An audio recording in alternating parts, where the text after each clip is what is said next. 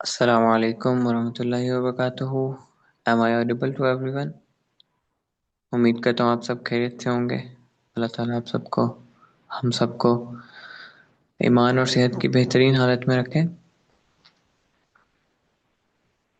So let's just start our day 2 of Happy Marriage course।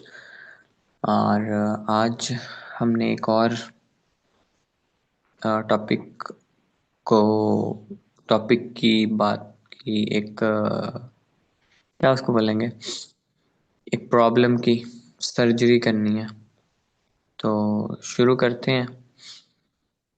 बिस्मिल्लाहिर्रहमानिर्रहीम। Rabbi इश्रह ली सदरी व यस्सिर ली अमरी वहलुल उक़दतम मिन लिसानी यफ़क़हू क़ौली। तो आज जिस टॉपिक पे हमने बात करनी है ये है लव, डिज़ायर एंड बाउंड्रीज। मोहब्बत क्या होती है, ख्वाहिश क्या होती है और बाउंड्रीज क्या होती हैं। सो जितने भी बहन भाई यहाँ पे सेशन में मौजूद हैं, बहुत ही घर सिर्फ इस वजह से ख़राब हो जाते हैं, उनमें सुकून नहीं रहता उन घरों में। वो खुद अपने हाथों से अपने घरों का सुकून तबाह करते हैं कि उनमें से कोई एक पार्टनर या हस्बैंड या वाइफ वो डिसिप्लिन्ड नहीं होते अपनी फीलिंग्स को शेयर करने में और अपनी फीलिंग्स को डायरेक्शन नहीं दे पाते। ठीक है, तो करते क्या हैं लोग, दोनों पार्टनर्स में से कोई भी कर सकता है लेकिन ज़्यादातर ये मर्दों की तरफ से ही होता है कि एक स्पार्क को जो है वो देखेंगे और स्पार्क के पीछे चल जाएंगे और दूर से उनको हर औरत ही अच्छी लगेगी। और पहले हर औरत से जो है वो उनको अट्रैक्शन होगी एंड वो हर चमकती चीज़ सोना होती है वो वाला हिसाब होगा और उसके पीछे चल पड़ेंगे। जब वो औरत उसकी बात में ट्रैप हो जाएगी, उसकी बात में आ जाएगी, तो फिर वो उससे बोर हो जाएगा, फिर एक नई चीज़ एक नए शिकार में निकलेगा। ये आजकल के मर्दों में बहुत कॉमन है। तो कंफ्यूज कर लेते हैं अपनी जो है वो शहवात को मोहब्बत के साथ, अपनी लज्जत को अपने मकसद के साथ कंफ्यूज कर लेते हैं। ठीक है, आप सल्लल्लाहु अलैहि वसल्लम और फिर इस पे ज़्यादा जुल्म ये करते हैं कि फिर चार शादियों का आर्गुमेंट यहाँ पे फिट करते हैं कि जब एक के बाद दूसरी की तरफ जाती हैं, दूसरी के बाद तीसरी की तरफ, तो वहाँ पे आर्गुमेंट ये फिट कर रहे होते हैं। तो आप सल्लल्लाहु अलैहि वसल्लम ने या हमारे दीन में जो चार शादियों का तस्वुर है वो लज्जत को पूरी करने के लिए नहीं है, वो शहवत को पूरी करने के लिए नहीं है। ठीक है, वो जो है खूबसूरत औरतें हासिल करने के लिए नहीं है। वो हमारा दीन हमें अपनी लज्जत को अपनी शहवात से दूर रहने का कहता है, उनको बैलेंस में रखने का बोलता है। लेकिन ये जो भूख होती है ना, जो है नफसानी भूख या जिनसी भूख या पेट की भूख, ये कभी नहीं खत्म होती। ये आपको 100 औरतें भी मिल जाएंगी आपकी तब भी नहीं खत्म होनी। ये एक ऐसी भूख है कि जिसको आप जितना जिसके पीछे चलते जाएंगे ये नहीं खत्म होने वाली। मोहब्बत जो है ना वो एक प्रैक्टिस है। ठीक है, कि वो अमल का नाम है और वो आपको बार बार करना पड़ता है। और जो डिजायर है किसी चीज की, ये जस्ट एक आग की तरह है। ठीक है, तो जो समझदार आदमी होता है या समझदार औरत होती है, वो अपने घर को सुकून से बिल्ड कर रहे होते हैं, कि जिसके अंदर आग भी जिंदा रहती है उन दोनों की आपस में एक दूसरे के लिए, ठीक है, और सुकून भी रहता है वहां पे। वो उनकी जो आग है ना, वो घर से बाहर नहीं जाती। लेकिन एक अनट्रेन्ड पर्सन, एक नफ्स के पीछे लगने वाला जो आदमी है, वो फिर इस आग को घर से बाहर निकालता है, और फिर घर में वो अपने हाथ से खुद अपने घर का सुकून खराब करता है, और फिर ब्लेम डालता है कि तुमने ऐसे किया, तुम ही मेरे पीछे पड़ गई थी। या बीवी कहती है, तुमने मुझे ये नहीं दिया था तो मैंने ये इसलिए किया, मैं इस तरफ इसलिए गई। तो मोहब्बत की सही डेफिनेशन समझना बहुत ज़रूरी है। मुवद्दत भी हम इसे कहते हैं, रहमत कह लें, मुवद्दत कह लें, इश्क कह लें, इसके कई रूप हैं। तो शरीयत ने जिस तरह से मोहब्बत को फ्रेम किया ना,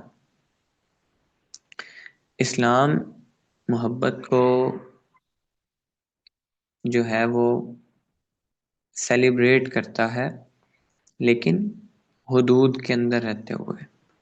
कुरान ने शादी का एक बुनियादी मकसद बताया कि उनमें मुवद्दत और रहमत होती है, वो एक दूसरे के लिए। ये शादी का मकसद है। एक ऐसा बॉन्ड होता है कि जो जिंदगी में खैर और बरकत लेके आता है। मोहब्बत बरकत लेके आती है, मोहब्बत रहमत लेके आती है, मोहब्बत सुकून लेके आती है, मोहब्बत स्टेबिलिटी लेके आती है।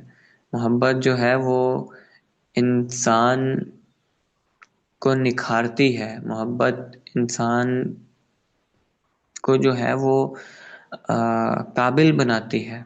मोहब्बत इंसान को मुशक्कत के काबिल बनाती है। लेकिन जो और मोहब्बत इंसान को जिम्मेदार बनाती है। मोहब्बत जो है इंसान को एक जिंदगी अता करती है। तो ये वाला बॉन्ड जब नहीं होता मियाँ बीवी का, तो वो बड़ा मुश्किल सरवाइव करता है। उनमें फिर सेक्सुअल रिलेशन तो होता है, उनमें मुआशरे के रख रखाव के लिए उनके बच्चे भी पैदा होते हैं, और वो अपनी सेक्सुअल नीड्स भी एक दूसरे से पूरी कर रहे होते हैं, लेकिन वो शादी शादी नहीं होती। वो वो कोई बॉन्ड नहीं होता। और फिर अगर साइकोलॉजिकल फ्रेमिंग भी करें ना हम मोहब्बत की, तो मोहब्बत एक लॉन्ग टर्म कमिटमेंट का नाम है, म्यूचुअल केयर का नाम है, और एक दूसरे की इमोशनल सेफ्टी का नाम है। और मोहब्बत जो है प्रिडिक्टेबल भी होती है, कि अच्छा, मोहब्बत में फिर साथ निभाया जाता है आखिर तक। मोहब्बत ना ख़त्म होने वाली होती है, ठीक है। और साइकोलॉजिकली मोहब्बत जो है, आप अपने आमाल के थ्रू, आप अपने एक्शंस के थ्रू कल्टीवेट करते हैं उसको। खुद ब खुद ऐसे नहीं मोहब्बत बढ़ जाती, आप खुद उसको पानी देते हैं तो फिर वो दरख्त बनता है। तो अगर सिर्फ फीलिंग्स की बात करें ना, अगर सिर्फ फीलिंग्स काफ़ी हों, तो फिर कभी भी दरख्तों को पानी चाहिए ही नहीं। दरख्तों को ग्रो करने के लिए, उनको जिंदा रहने के लिए पानी चाहिए होता है। तो मोहब्बत वो पानी है जो जिंदा रखती है उस बॉन्ड को, उस रिलेशन को, और दोनों स्पाउसेस को। फीलिंग जो है ना, वो खाली काफी नहीं है। और फीलिंग्स और लव में जमीन आसमान का फर्क है। जबकि बात करें अगर डिजायर की, शहवत की, अट्रैक्शन की, इन्फेचुएशन की, तो ये भी, इसे डिनाई नहीं कर सकते। ये एक नेचुरल, एक बायोलॉजिकल और बाय डिज़ाइन एक चीज़ हमारे अंदर रखी गई है।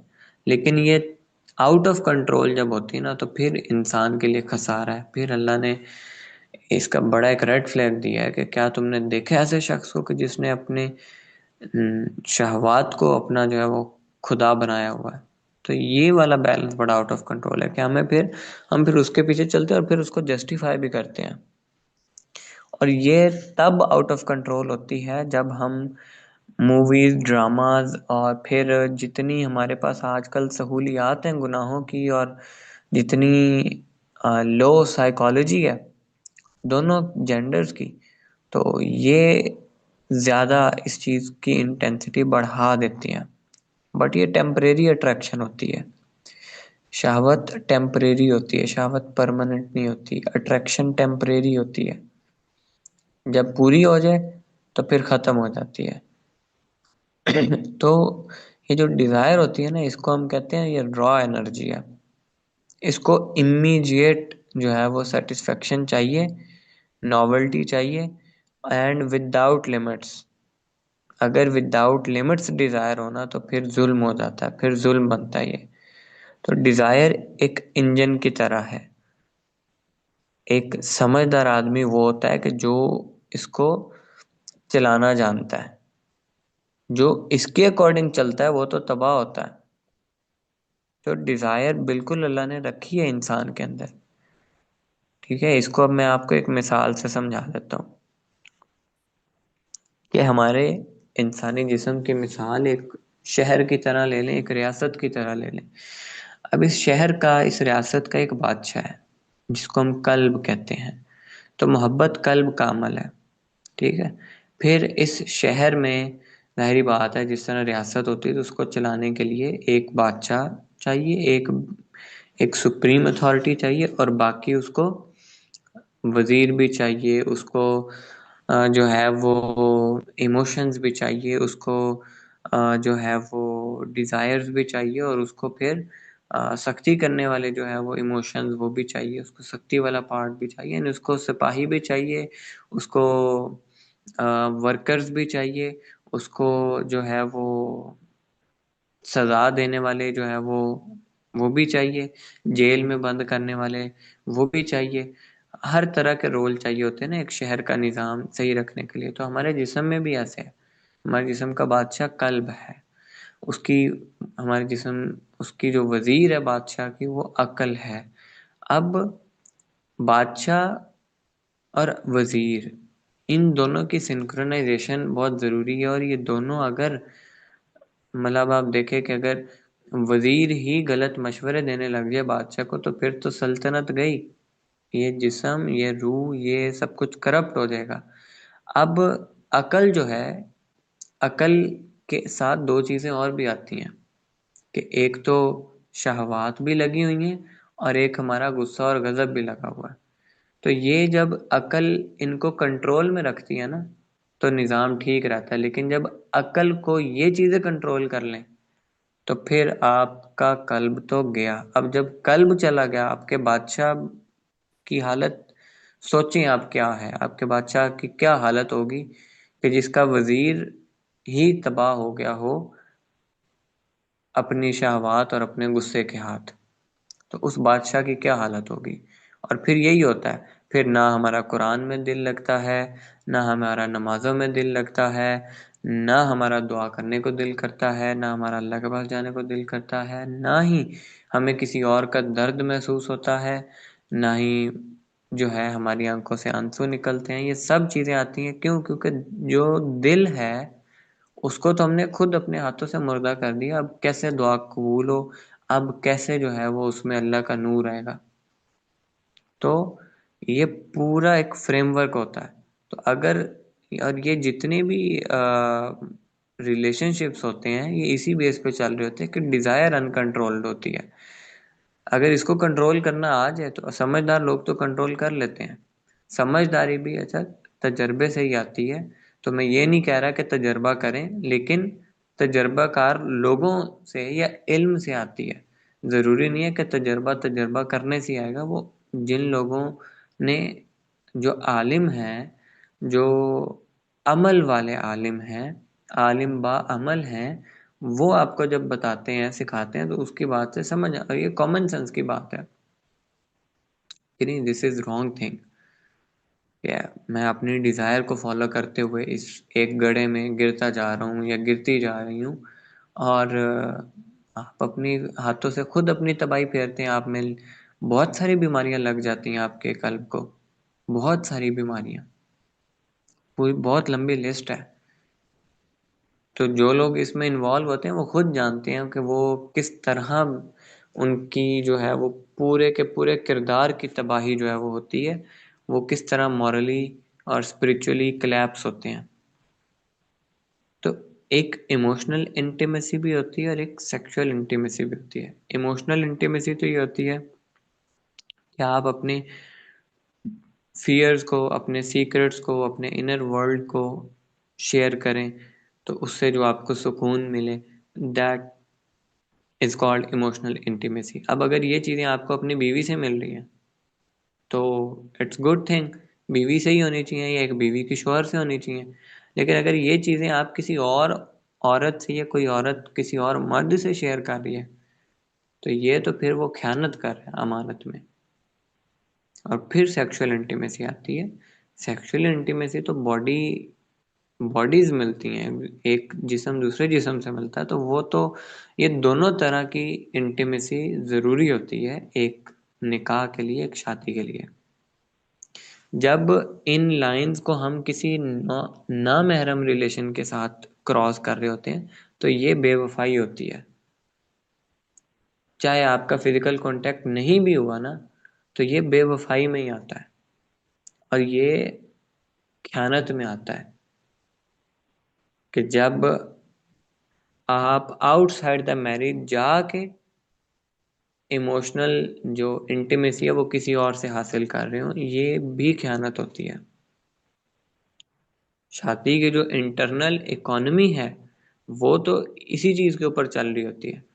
अब आपने इसको कहीं और लगा दिया है और शादी को सिर्फ अपनी बीवी को, या बीवी ने सिर्फ शौहर को अपने सेक्सुअल रिलेशन के लिए रख लिया, तो वो तो फिर शादी ना हुई ना। उसमें तो फिर वो तरबियत और वो जो पहलू हैं, जो मकासिद हैं शादी के, वो तो कहीं भी नहीं रहते। तो जो इमोशनल अफेयर्स होते हैं ना, और ज़्यादातर हैं भी आजकल इमोशनल अफेयर्स ही, इमोशनल अफेयर्स जो हैं ये मियाँ बीवी के दरमियान जो ट्रस्ट का एक रिलेशन होता है ना, इसको ख़त्म कर देते हैं।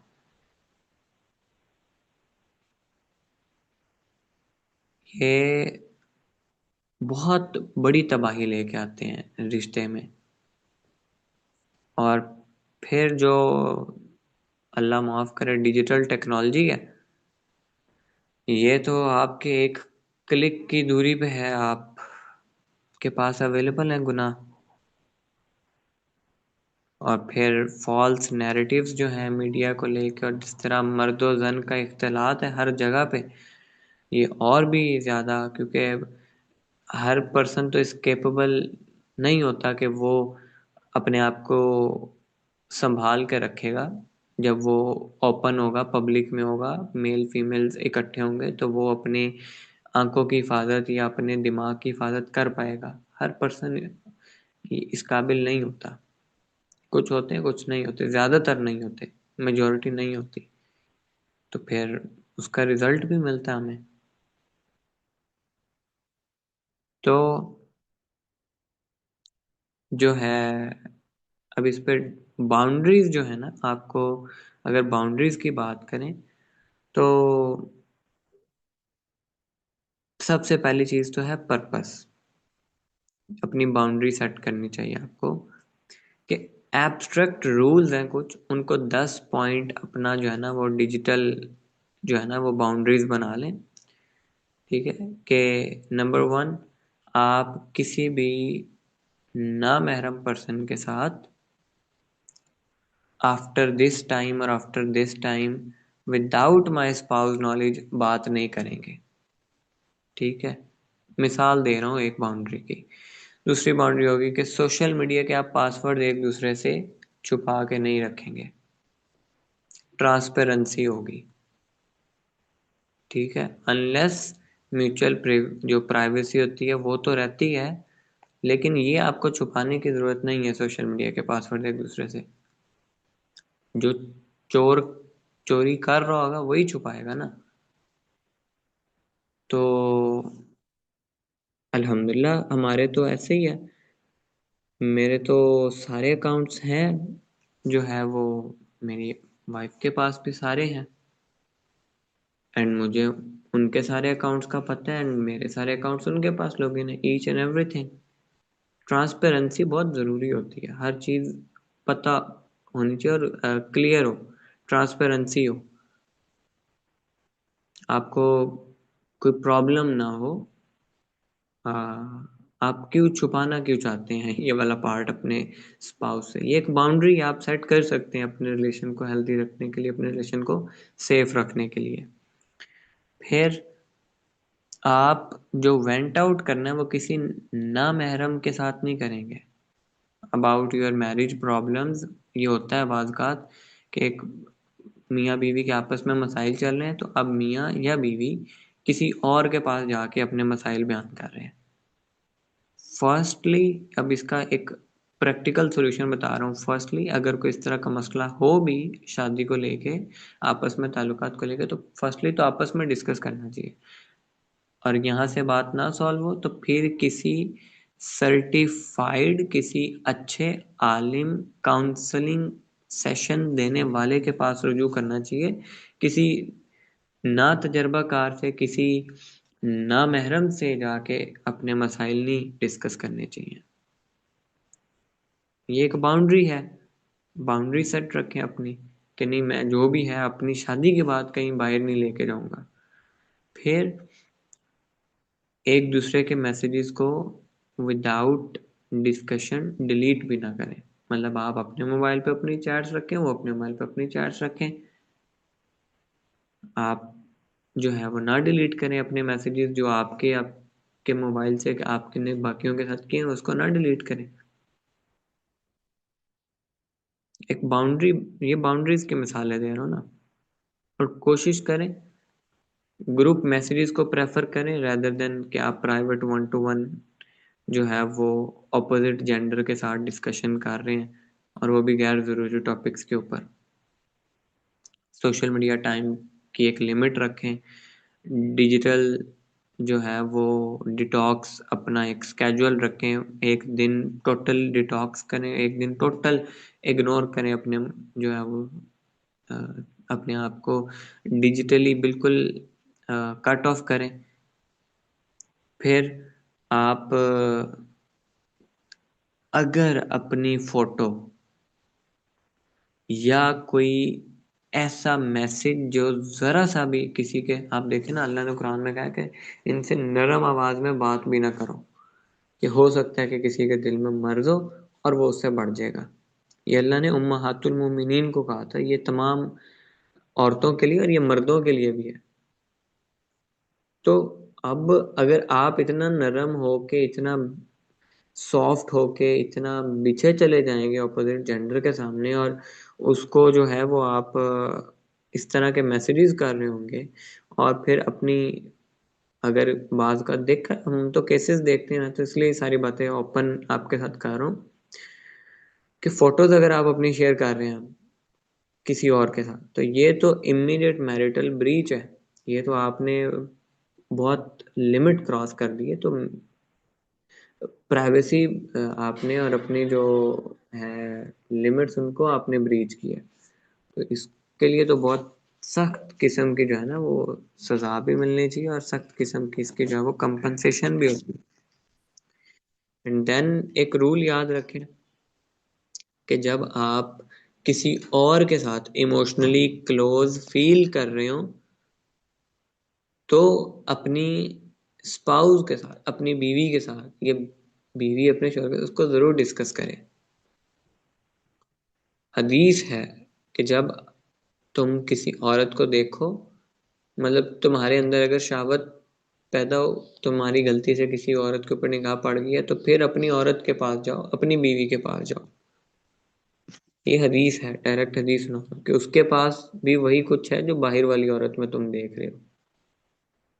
तो अगर आप इमोशनली भी किसी से क्लोज हो रहे हैं और वो आपका स्पाउस नहीं है बल्कि कोई और है, कोई नामहरम है, तो आपको वहीं पे रुक जाना चाहिए, अपनी बीवी या अपने शौहर के साथ डिस्कस करना चाहिए। बेसिक अपना जो है वो मतलब जो भी सस्पिशियस कॉन्टैक्ट्स हो उनको ब्लॉक करें, कोई जो है वो एनोनिमस ऐप इंस्टॉल ना करें। अगर कोई ऑनलाइन फ्रेंडशिप बहुत ही डीप जा रही है तो उसको ओपनली लेके आए और या फिर उसको ख़त्म करें। तो ये सारी मैं बाउंड्रीज की मिसालें दी हैं कि ये आप रख सकते हैं, ठीक है, ये बाउंड्रीज हैं। तो बहुत सारे केसेस हम तो देखते हैं कि एक दूसरे से चैट्स छुपा रहे होते हैं, ठीक है। अब ये जब छुपाते हैं तो अगले में और क्यूरियोसिटी पैदा हो रही होती है। घर तो खराब हुआ, घर की जो शादी जो एक बेसिक पर्पसेस है वो तो वहीं पे खत्म हो गए ना। अब वो घर घर तो नहीं रहा।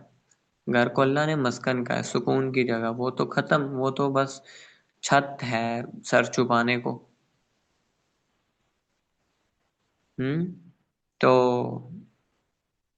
जो है ना, ये चीजें नहीं करनी चाहिए, बहुत खराब करती हैं रिश्ते को। और आपको आप अपने किसी फ्रेंड के साथ शेयर कर सकते हैं जो आप ही के जेंडर का हो, आपके साथ सिंसियर हो, उसके साथ प्रॉब्लम शेयर करें। अगर आप काउंसलर किसी काउंसलिंग वाले के पास नहीं जा सकते तो आप अपने किसी सिंसियर फ्रेंड के साथ डिस्कस कर लें जो आप ही के जेंडर का है, जो तजर्बा है रखता है, जो सिंसियर है। उसके साथ ओपन अप करें, उसके साथ वेंट आउट कर लें, उसको बता दें कि ये देखें ये मसाइल चल रहे हैं एंड मुझे जो है वो इन चीज़ों से निजात हासिल करनी है। पर मसला ये है कि अब आजकल तो गलत करके समझते भी नहीं है कि ये गलत कर रहे हैं। ये ज़्यादा बड़ा मसला बन जाता है। और देखिए कोई भी ये फीलिंग है ना, ये मैं आपको बता रहा हूँ क्या होता है। कोई भी फीलिंग किसी के लिए आपकी अपने स्पाउस के अलावा पैदा हो रही है ना, वो टेम्परेरी है, वो ख़त्म हो जाएगी। तो प्रिंसिपल के ऊपर प्रिंसिपल बेस्ड हमेशा एक्ट करना चाहिए, प्रिंसिपल बेस्ड अमल करना चाहिए। कोई भी इम्पल्स आती है अगर आप उसको फॉलो करें तो फिर आप में और जानवर में फर्क क्या रह गया। ऐसे तो जानवर करते हैं ना, ये ऐसी हिर्स तो जानवरों में होती है। खाने को देखो और फौरन दौड़ गए, चाहे पेट भरा भी होगा। तो ये इंसानों में भी ये वाली अगर चीज हो कि इम्पल्स के पीछे जा रहे हैं तो वो तो जानवर है। और अल्लाह ने तो कहा ये तो जानवरों से भी बदतर है। कुरान क्या है ना, ये तो जानवरों से भी बदतर है।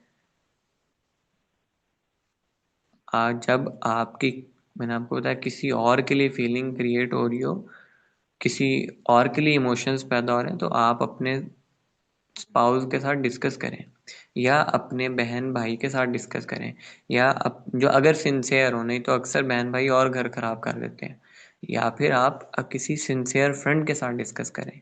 बेहतर तो यही है किसी काउंसलिंग सेशन वाले के पास काउंसलिंग लेने चले जाएं, ठीक है।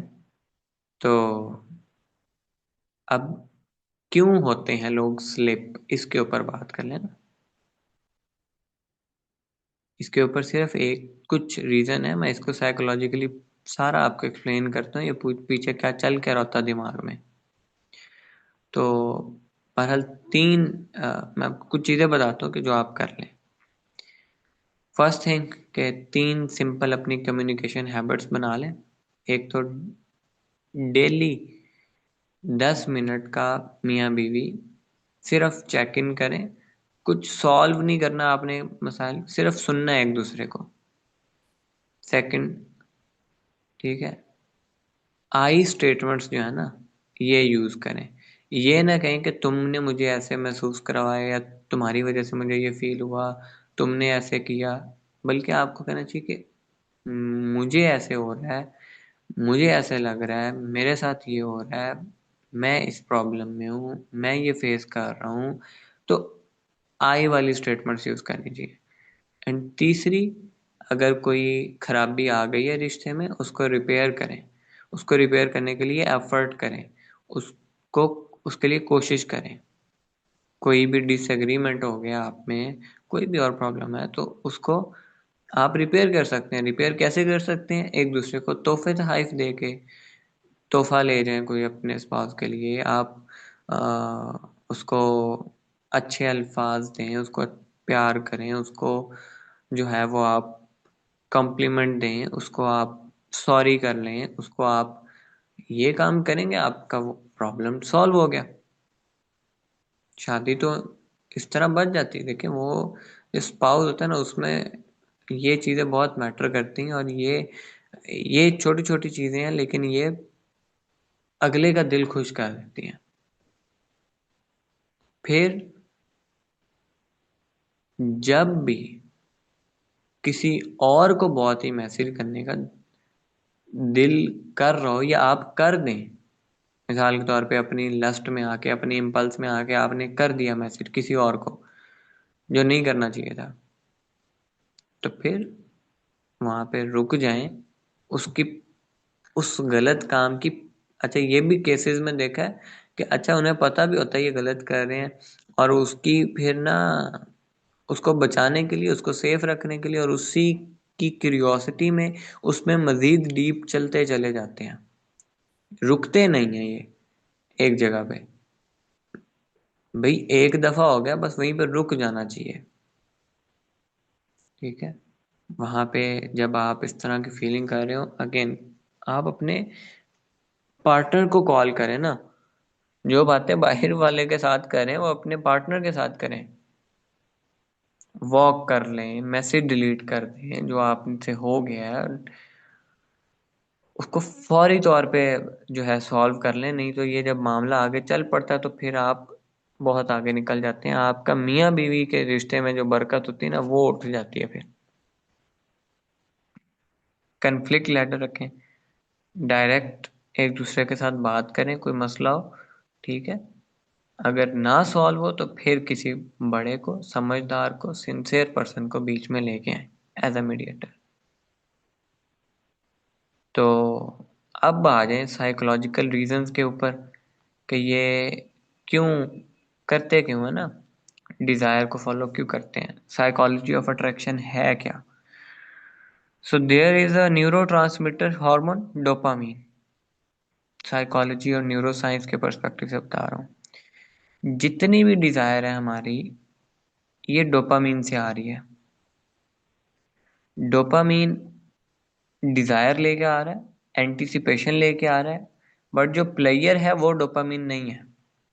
जो लज्जत मिलनी है उस अट्रैक्शन से, वो डोपामीन नहीं है, लेकिन उस लज्जत को जो क्रिएट कर रहा है, वो शहवत जो क्रिएट कर रहा है, वो डोपामीन है।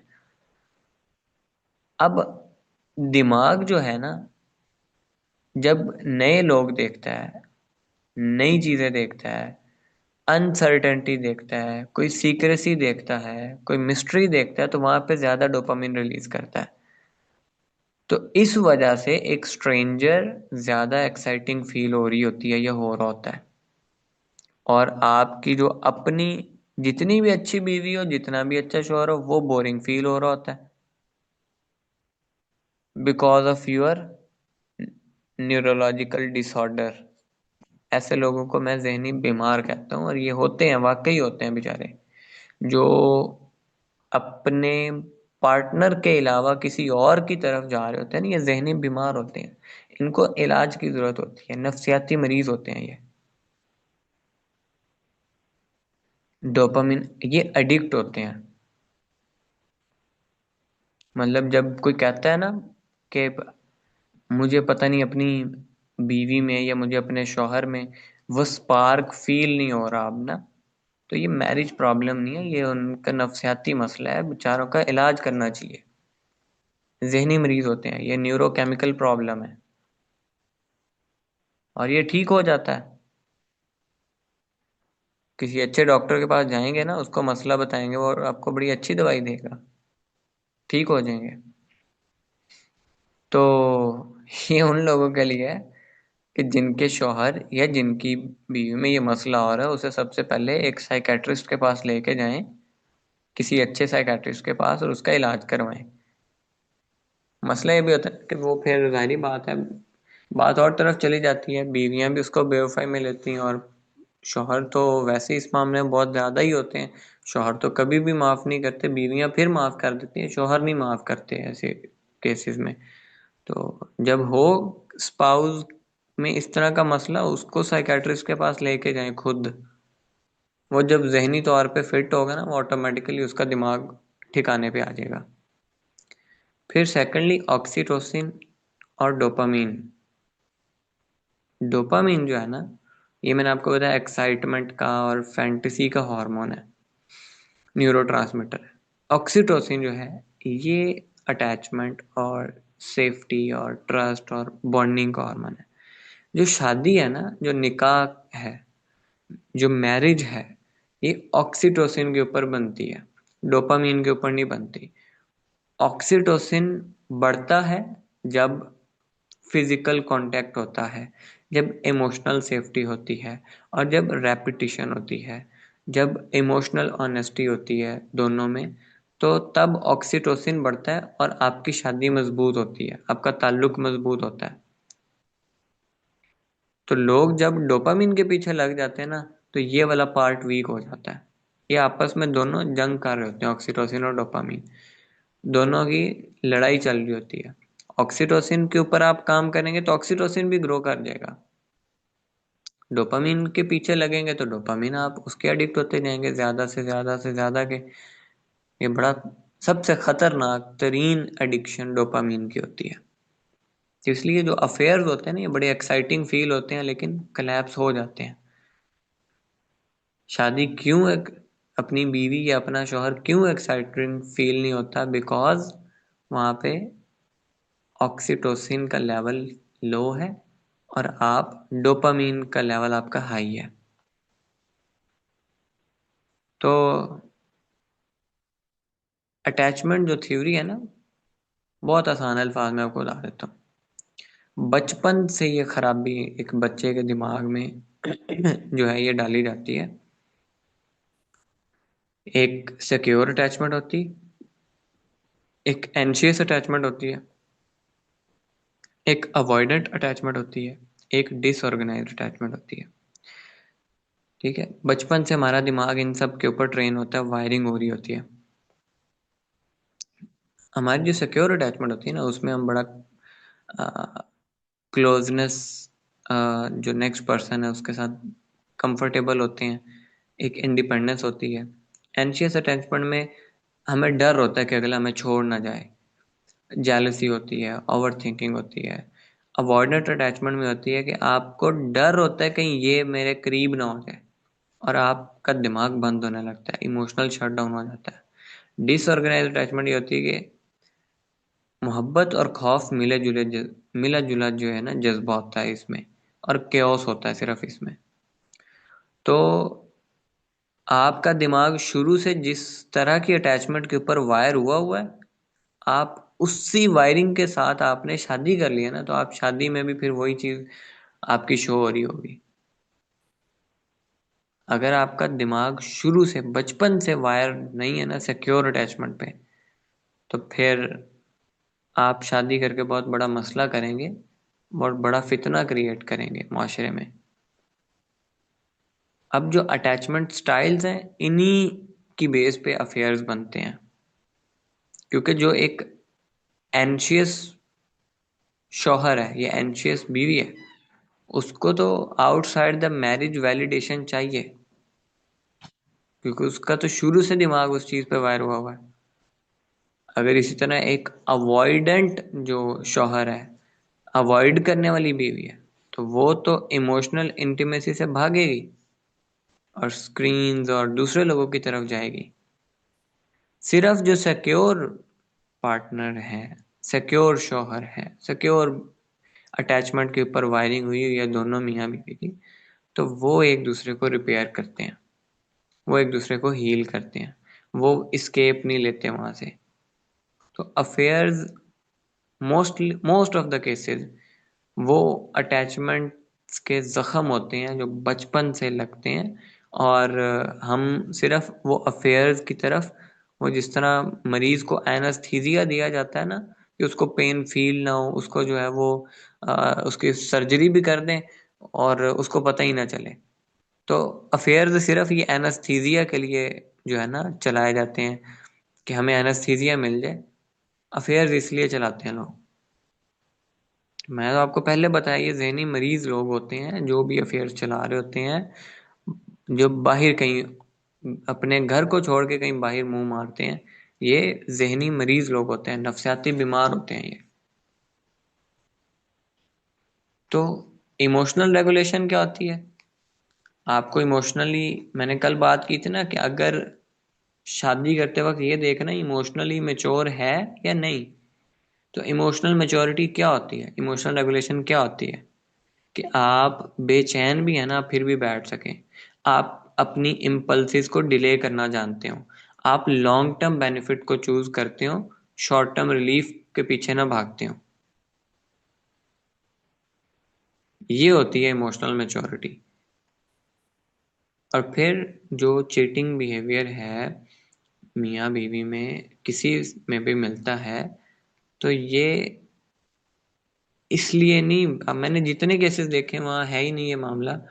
कुछ केसेस में होता भी है, रेयर में, कि इसलिए नहीं शौहर या मर्द बीवी से चीट कर रहा होता क्योंकि वो उसको अपनी बीवी से नफरत है या बीवी को अपने शौहर से नफरत है, नहीं।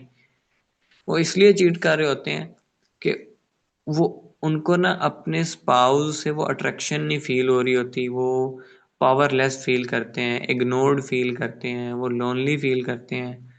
तो वो रिलेशनशिप जो मियाँ बीवी का होना चाहिए वो होता नहीं है। मतलब बीवी वो मोहब्बत नहीं दे रही, बीवी वो अल्फाज नहीं दे रही, बीवी वो अप्रिसिएशन नहीं दे रही, बीवी वो अब बड़ाई नहीं दे रही। बाहर से उसको वो सब मिल रहा है।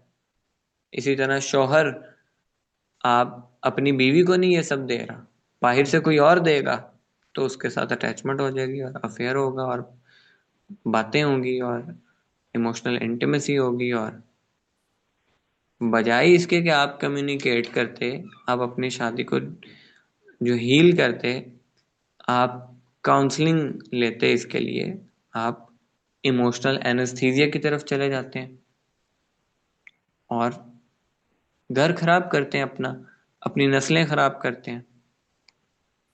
तो cheating most of the cases as a coping strategy लोग अपनाते हैं और ये और ज्यादा तबाह कर देती है उन्हें।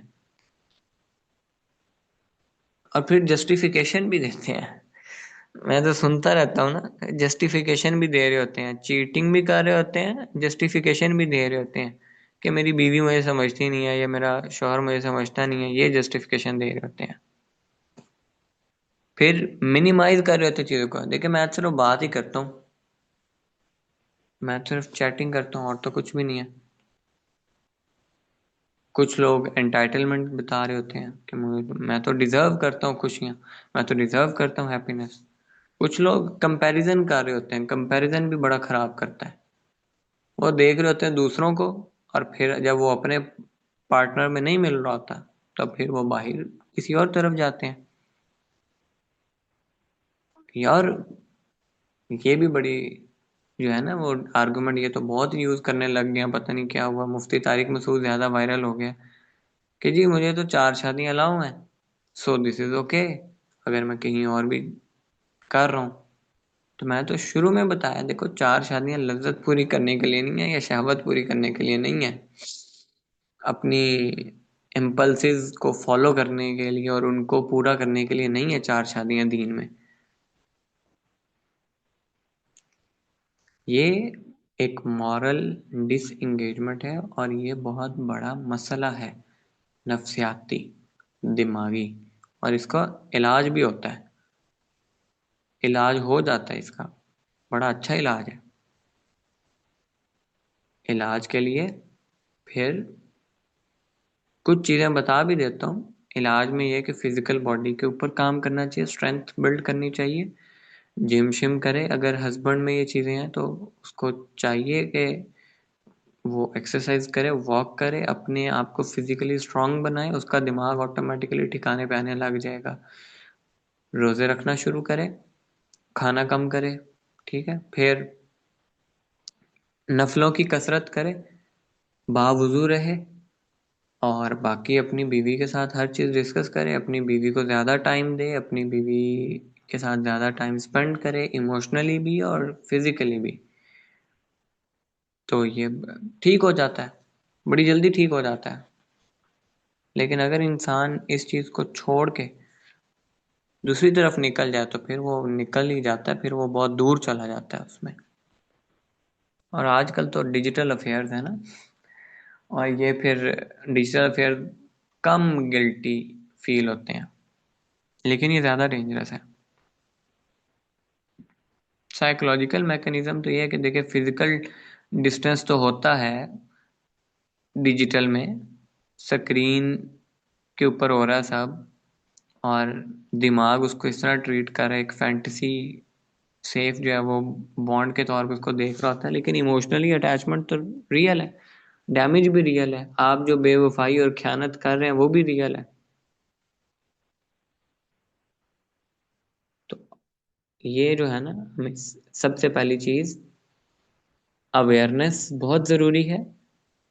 मियाँ बीवी को अब ये जो फीलिंग्स हैं इनको पहचानना आना चाहिए, उनको अपनी इन चीज़ों की जो है ना वो पहचान होनी चाहिए कि देखो, मैं तन्हा फील कर रहा हूँ, मैं अकेला फील कर रहा हूँ, मुझे ये ऐसा फील हो रहा है कि मुझे कुछ समझ नहीं रहा, मैं अनएप्रिशिएटेड फील कर रहा हूँ, मुझे अप्रिसिएशन नहीं मिल रही। उसको ये अवेयरनेस होगी तो फिर अगले स्टेप पे आएंगे वो।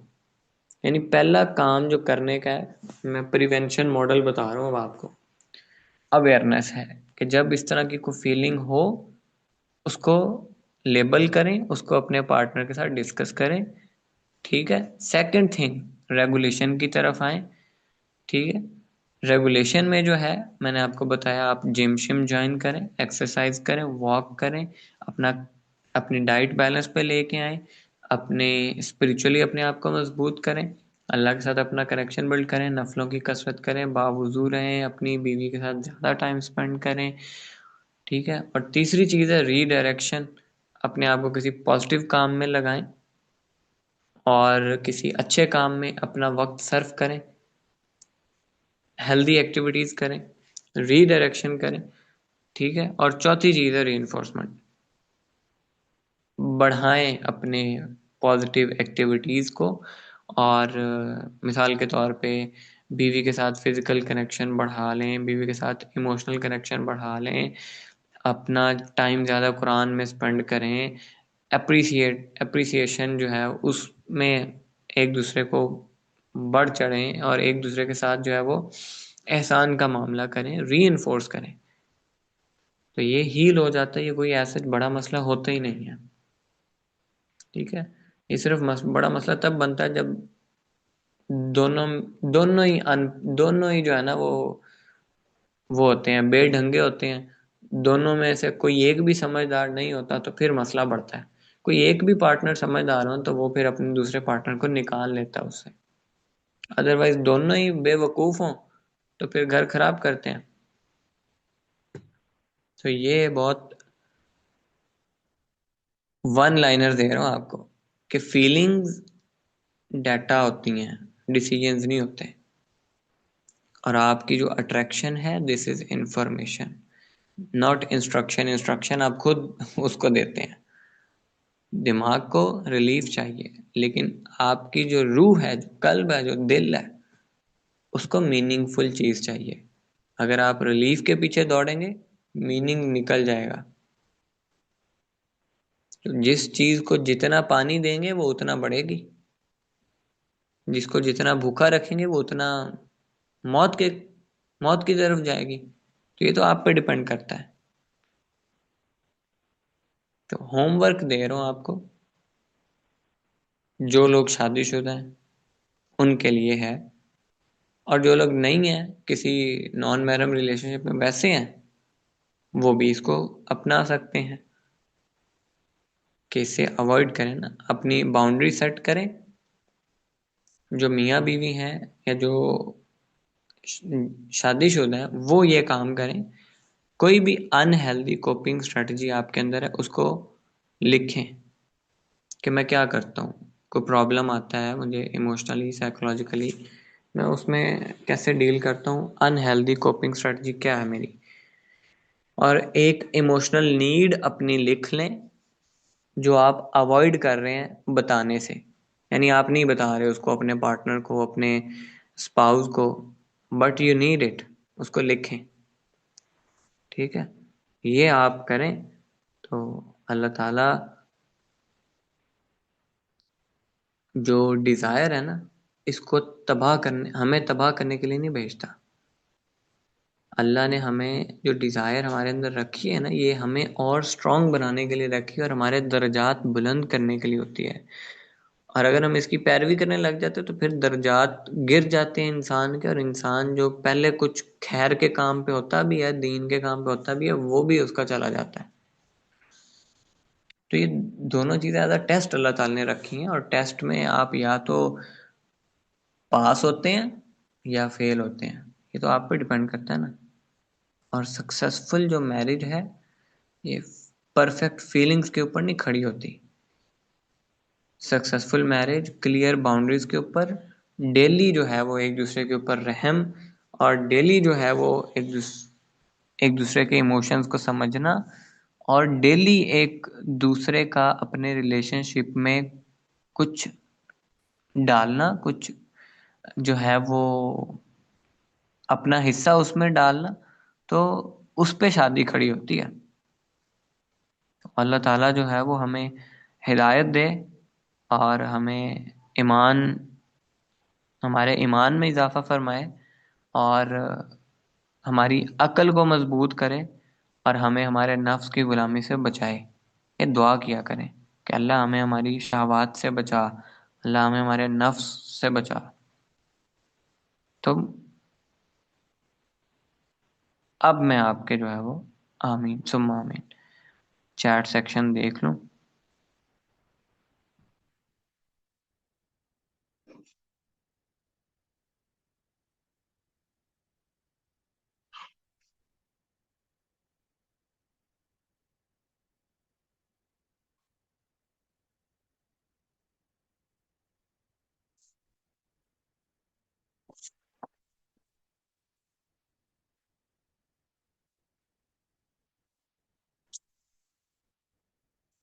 मैं आपके चैट सेक्शन देख लूं।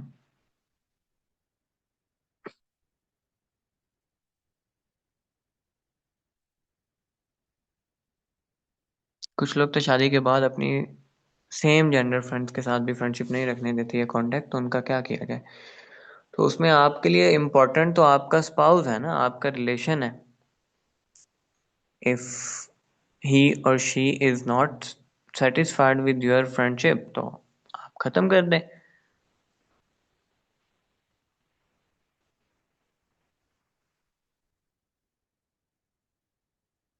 इस बात के पीछे क्या साइकी है, लड़कियां बहुत कुछ बियर कर लेती हैं, even that extra marital affairs भी वो इस वजह से करती हैं कि लड़कियों को अपने माँ बाप और बहन भाइयों की तरफ से भी सपोर्ट नहीं होती। उनको ये समझा के भेजा जाता है कि तुम्हारा यही घर है, उसे पता है कि मैंने वापस अपने वालिदैन के घर जाना है, तो वहां पे भी मैंने, चूंकि वो फाइनेंशियली इंडिपेंडेंट नहीं होती, तो फिर वो और क्या करें, वो बियर करती हैं।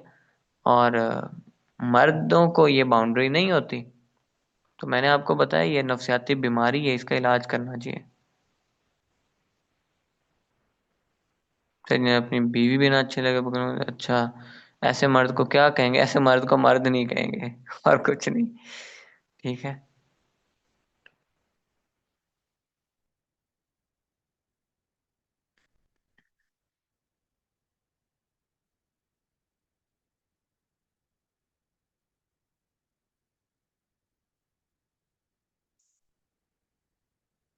हम्म उस टाइम कैसे पता चलेगा इमोशनली मेच्योर है या नहीं? तो सवाल आप डायरेक्ट करें। हमारी पाकिस्तान सोसाइटी में है, बिल्कुल हम इससे इनकार तो नहीं कर रहे, लेकिन आपको तो आपकी जिंदगी है ना। आप कहें अपने वालिद को, देखें मैंने आपके मर्जी के अकॉर्डिंग ही करना है, लेकिन मेरे कुछ सवाल हैं। ठीक है, इनका मुझे जवाब मिलेगा तसल्ली बख्श तो मैं हाँ करूंगी, नहीं तो आप मेरे लिए कोई और रिश्ता देख लें। सिंपल सी बात है ना, आपको यहाँ पे हिम्मत दिखानी पड़ेगी। यहाँ पे भी आप बुजदिल बन के बैठी रहेंगी या बैठे रहेंगे तो फिर मसला खराब होगा। ठीक है, फिर आप सारी जिंदगी उसको बर्दाश्त करेंगे।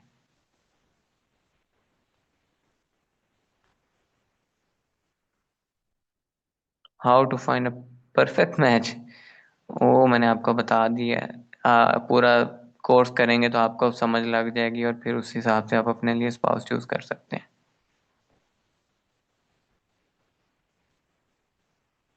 कम से कम कितना वक्त लगता है पार्टनर्स को एक दूसरे को समझने में? लेकिन लगने को एक दिन भी नहीं लगता, और लगने को सालों भी लग जाते हैं। ठीक है। हमारे यहाँ तो ये भी नहीं पता होता कि कितना कमाते हैं, कोई सवाल नहीं कर सकते, उसे बुरा समझा जाता है।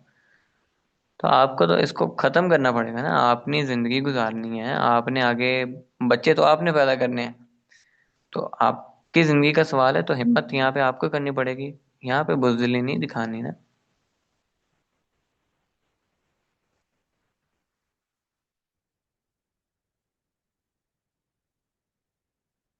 तो फिर तो एक session how to be and how to find suitable match भी होना चाहिए, स्पेशली वे टू फाइंड, क्योंकि रिश्ता कल्चर वाला arrangement setup is so match इन पाकिस्तान। इस पे होगी बात 10 दिनों में, एक दिन है इसके ऊपर भी इंशाल्लाह। शादाब खान, आपको मैंने बताया है इसका आंसर कि ऐसा बंदा नफ्सियाती मरीज है, उसका इलाज करवाना चाहिए। तो बर्दाश्त कर लें फिर क्या। हाँ, अपनी जिंदगी तो नहीं खराब कर सकते ना। वालदेन कहते हैं हम पे यकीन नहीं है, तो कहें आप, देखिए फरासत से बात होती है, वो कम्युनिकेशन स्किल्स के ऊपर ना आपको अलहदा कोर्स करवा देंगे, कम्युनिकेट किस तरह करना है। तो इसके ऊपर तो मैं कम्युनिकेशन का नहीं बता रहा कि कम्युनिकेट किस तरह करना है, कम्युनिकेशन स्किल्स होते हैं। अगर आप उनके अकॉर्डिंग बात करेंगे तो कोई वालदेन भी इस तरह नहीं होता कि वो बच्चे की बात नहीं मानेगा। ठीक है। तो जो है वो कम्युनिकेशन स्किल्स आने चाहिए। मसला ये है ना कि हमें वो भी नहीं आते, हम सीधा बात करने का तरीका ही नहीं आता ना हमें, तो इस वजह से भी।